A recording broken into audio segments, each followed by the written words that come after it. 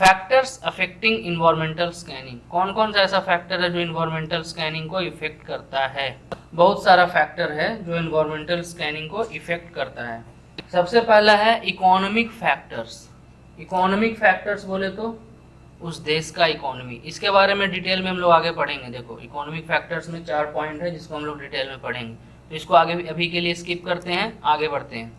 Social factor, social factor बोले तो society, जिस जगह पर हम लोग बिजनेस स्टार्ट किए हैं वो जगह मतलब वहाँ का सोसाइटी कैसा है, ठीक, मतलब वहाँ पर लोग कितने एजुकेटेड हैं, वहाँ का एजुकेशन कैसा है, ठीक ना, वहाँ पर के लोग का हैबिट क्या है, ठीक। उसके बाद जेंडर या फिर जिसको बोलते हैं सेक्स रेशियो, ठीक, कितने मेल कितने फीमेल वहाँ पर हैं, ठीक ना। ये सब सारा चीज़ इफेक्ट डालता है हम लोग के बिजनेस पे।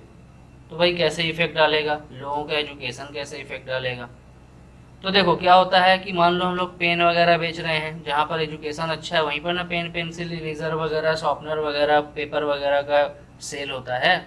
जहाँ पे लोगों को न्यूज़पेपर पढ़ने का हैबिट है वहीं पर ना न्यूज़पेपर सेल होगा, ठीक है। तो अलग अलग जगह पर अलग अलग लोगों को अलग अलग हैबिट होता है, ठीक है। तो सोसाइटी में सोशल फैक्टर्स में हम लोग यही देखते हैं कि ऐसा क्या क्या चीज़ है जो वहाँ के लोगों को पसंद है और क्या क्या चीज़ नापसंद है, ठीक है। वहाँ के लोग क्या क्या चीज़ को पसंद करते हैं, लोगों का फेथ क्या है, ठीक है, लोग क्या सोचते हैं, लोगों का थिंकिंग क्या है वहाँ पर, ठीक ना। जैसे बहुत सारे रिलीजन वगैरह में भी देखा जाए तो अलग अलग रिलीजन में अलग अलग कलर वगैरह को भी अलग अलग तरीके से समझा जाता है। जैसे अगर बोला जाए ग्रीन, ग्रीन कलर को मुस्लिम कंट्री में ऑस्पिशियस मानते हैं, है ना, ठीक है, बहुत ही शुभ मानते हैं। लेकिन यही अगर मलेशिया चला जाए कोई इंसान, तो मलेशिया में इसे उल्टा अच्छा नहीं माना जाता है, ठीक है, अशुभ माना जाता है मलेशिया में। जहाँ ग्रीन तुम्हारा मुस्लिम कंट्री में अच्छा माना जाता है वहीं मलेशिया में इसको अच्छा नहीं माना जाता है। तो ये वहाँ का सोसाइटी हो गया भाई, ठीक है। तो अलग अलग सोसाइटी से अलग अलग तरह का इफेक्ट पड़ता है हम लोग के बिजनेस पे। आगे बढ़ते हैं पॉलिटिकल फैक्टर्स। पॉलिटिकल फैक्टर्स में बताया गया है कि भाई पॉलिटिक्स कैसा है उस देश का, जिस कंट्री में हम लोग बिजनेस कर रहे हैं उस कंट्री का पॉलिटिक्स कैसा है। जैसे जब इंडिया इंडिपेंडेंट हुआ था, आज़ाद हुआ था, तो उस टाइम पे भाई बोला गया था कि हम लोग फिर से बाहर के कंपनीज को इंडिया में नहीं आने देंगे, क्योंकि अगर इंडिया में ये लोग आएंगे तो फिर इंडिया डेवलप ही नहीं कर पाएगा, इंडिया के यहाँ पर अपना खुद का इंडस्ट्री आगे नहीं बढ़ पाएगा, ठीक है। तो उस टाइम का पॉलिटिकल कंडीशन क्या हुआ, गवर्नमेंट क्या सोचा कि नहीं हम लोग क्या करेंगे, बाहर के कंपनीज को इंडिया में नहीं रहने देंगे, ठीक है। यहाँ से कंपनी को बाहर भेज दिया गया था जो यहाँ पहले में थे। जैसे कोका कोला, बहुत पुराना कंपनी है ये, ठीक है, कोका कोला हो गया, IBM हो गया, तो ये सबको इंडिया से बाहर जाना पड़ा था एक टाइम पे, ठीक ना। बाद में फिर ये लोग आ गए, लेकिन एक टाइम पे इन लोगों को बाहर जाना पड़ा था ना, कंट्री छोड़ के जाना पड़ा था, क्यों, पॉलिटिकल फैक्टर के वजह से। तो इन लोग के बिजनेस पे फर्क पड़ा इसका। नेक्स्ट है टेक्नोलॉजिकल फैक्टर्स। टेक्नोलॉजिकल फैक्टर भी इफेक्ट डालता है। टेक्नोलॉजी से क्या होता है, बहुत तरह का प्रोडक्ट बनता है ना, काम आसान भी होता है, नया नया तरह का प्रोडक्ट बन रहा है आज के टाइम पे, नया नया अप्लायंसेस बन रहा है, ठीक है, नया नया कंसेप्ट तैयार हो रहा है, नए नए तरह से प्रोडक्शन किया जा रहा है, ठीक।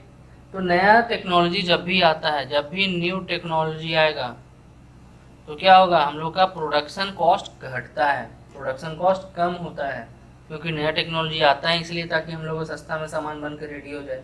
बोल रहा है कि आज के टाइम पे क्या है, टेक्नोलॉजी भी अलग अलग देश में अलग अलग तरीके का। अगर USA वगैरह में चल जाओ तो वहाँ पर ऑटोमेटेड कंपनीज, ऑटोमेटेड फैक्ट्री वगैरह है, ठीक है, रोबोट कंप्यूटर ही फैक्ट्री को चलाया जा रही है।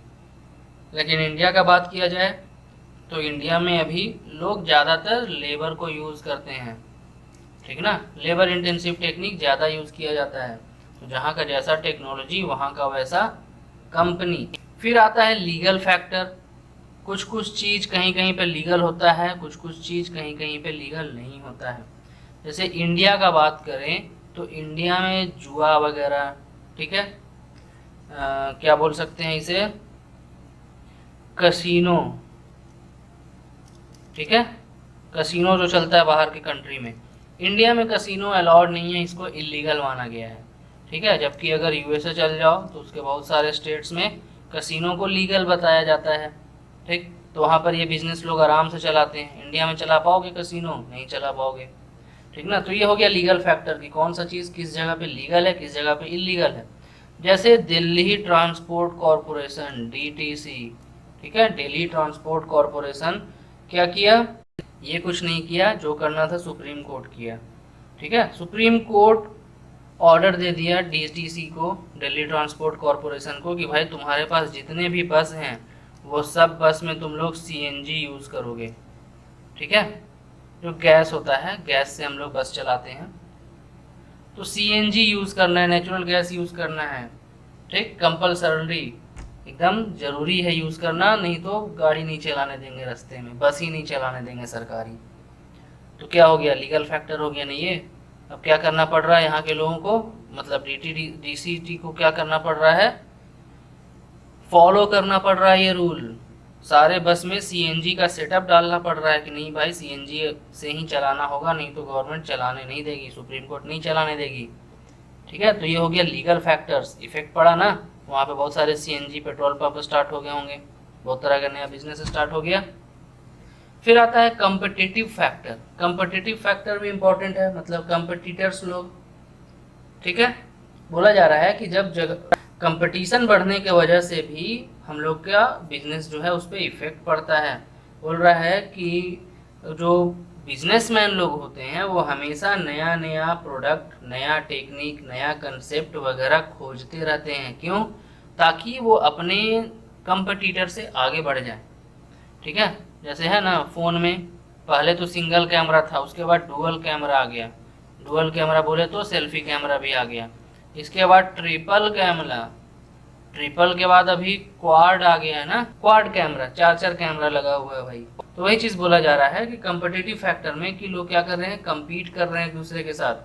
तो बहुत ज़्यादा अगर कंपटीशन होता है तो उस बिजनेसमैन जो है वो बिजनेस में ज़्यादा दिन तक नहीं चलता है ना, बोलता है चलो हटाओ भाई, बहुत ज़्यादा कंपटीशन हो गया है, कुछ प्रॉफिट ही नहीं बच रहा। कंपटीशन कम रहता है तो अच्छा रहता है, सभी के लिए बेनिफिट होता है, ठीक। तो कंपटीशन पे भी इफेक्ट पड़ता है, कंपटीशन का भी इफेक्ट पड़ता है हम लोग के बिजनेस पे। कंपटीशन से हो सकता है हम लोग का ऑर्गेनाइजेशन थोड़ा पीछे चला जाए, कम प्रॉफिट कमाए, ठीक ना। नेक्स्ट में है कस्टमर फैक्टर्स। बोले तो कस्टमर फैक्टर्स हम लोग को बताता है कि भाई कस्टमर ही तो किंग है, किसका, मार्केट का। मार्केट का किंग तो कस्टमर ही होता है ना। कस्टमर को जो कंपनी पसंद आएगा उसी कंपनी का प्रोडक्ट खरीदेगा, ठीक है। और कस्टमर ज़रूरी थोड़े कि हमेशा एक ही कंपनी का प्रोडक्ट खरीदे, एकदम ज़रूरी नहीं है। तो कस्टमर भी जो है बिजनेस को इफ़ेक्ट डालता है, ठीक है। कभी कभी जब कस्टमर बहुत ही ज़्यादा किसी कंपनी को फॉलो करते हैं तो कंपनी बहुत आगे बढ़ जाता है। जब वो लोग अपना नज़र उस कंपनी से हटा लेते हैं, दूसरे कंपनी की तरफ शिफ्ट हो जाते हैं, तो वो कंपनी पीछे चल जाता है, ठीक है। तो बहुत तरह का चीज़ है यहाँ। अब देखते हैं इकोनॉमिक फैक्टर ठीक से। इकोनॉमिक फैक्टर को 4 पार्ट में बांटा गया है। सबसे पहला स्टेज ऑफ इकोनॉमिक डेवलपमेंट। कोई भी कंट्री हो उसको हम लोग 3 स्टेज में बांट सकते हैं ना इकोनॉमिक डेवलपमेंट के हिसाब से।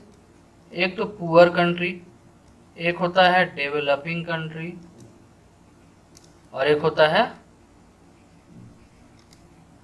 डेवलप्ड कंट्री, ठीक है। पुअर, डेवलपिंग और डेवलप्ड।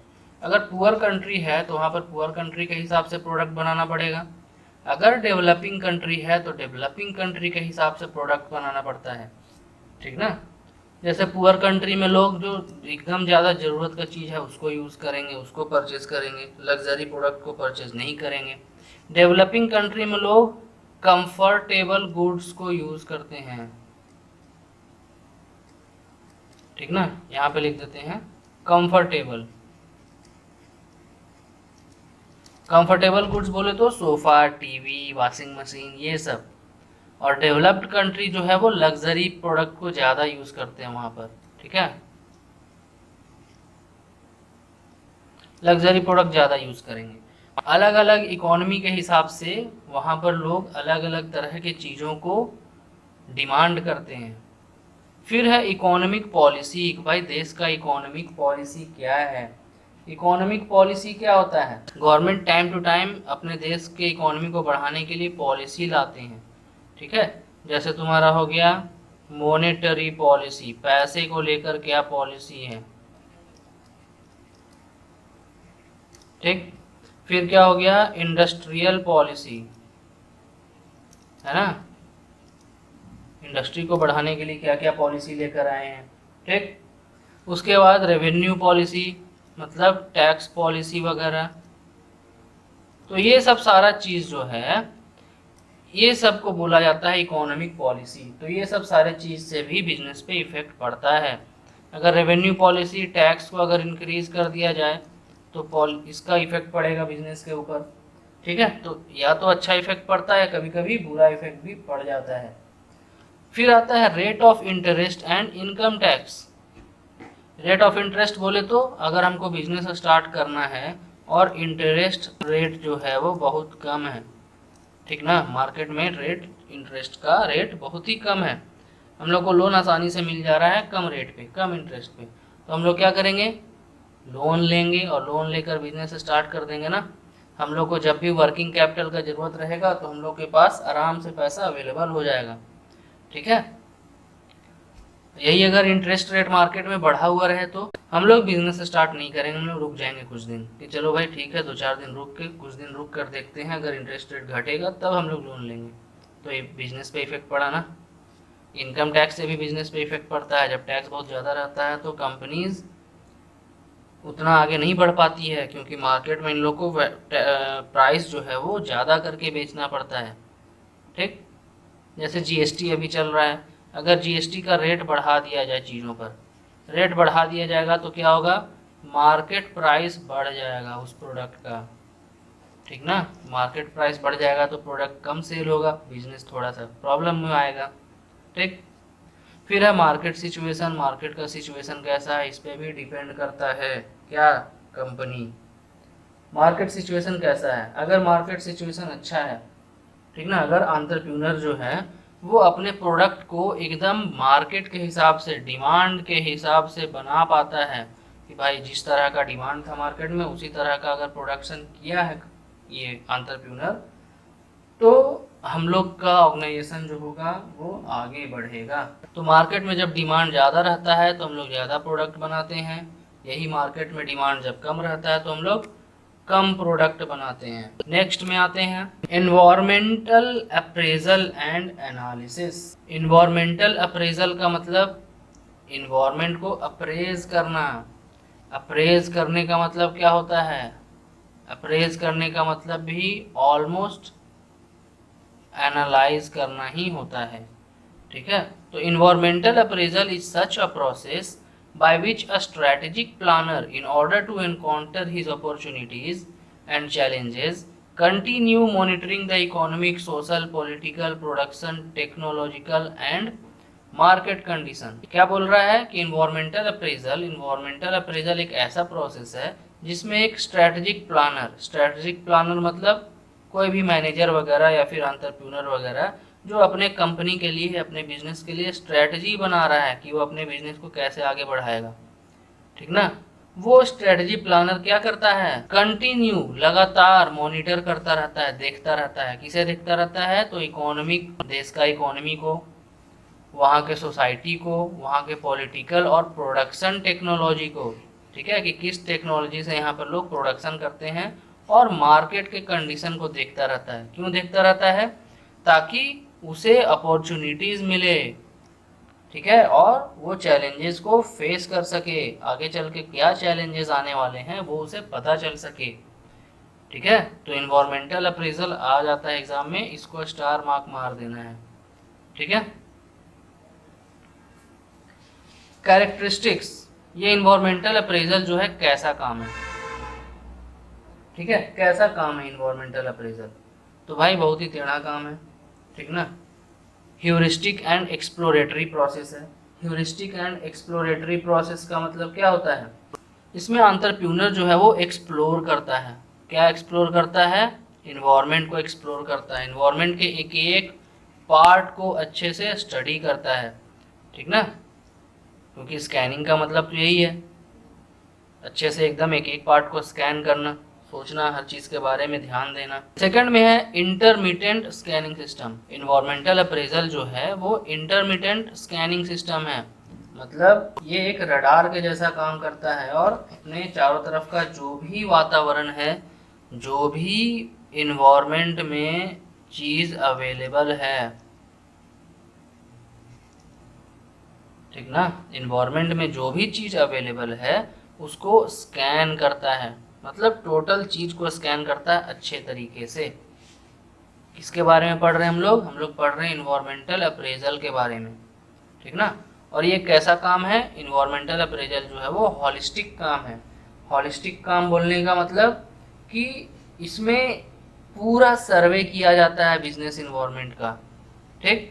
ये जो इन्वायरमेंट है, इस इन्वायरमेंट को पूरी तरह से स्कैन किया जाता है, पूरी तरह से हम लोग को एनालिसिस करना पड़ता है, पूरी तरह से सर्वे करना पड़ता है, ठीक है। तो ये था इन्वायरमेंट अप्रेजल के बारे में कि इन्वायरमेंटल अप्रेजल होता क्या है। तो ये एक प्रोसेस है जिसमें हम लोग इतना कुछ करते हैं। क्यों करते हैं? ताकि हम लोग को मार्केट से अपॉर्चुनिटी के बारे में पता चले और फिर उस अपॉर्चुनिटी को यूज़ करके हम लोग बिजनेस खड़ा कर सकें, ठीक है। Please like and subscribe for future updates. एम रखते हैं 200 सब्सक्राइबर का। पिछले बार तो ये गोल अचीव नहीं हो पाया था अनफॉर्चुनेटली, बट अभी कोशिश रहेगा 200 सब्सक्राइबर तक हम लोग अपने वीडियोस को पहुंचा पाए, ठीक है। इसमें आप सबकी हेल्प चाहिए, फटाफट फ्रेंड्स के साथ शेयर कर दो यार, ठीक है। मिलते हैं नेक्स्ट वीडियो में, तब तक के लिए बाय बाय।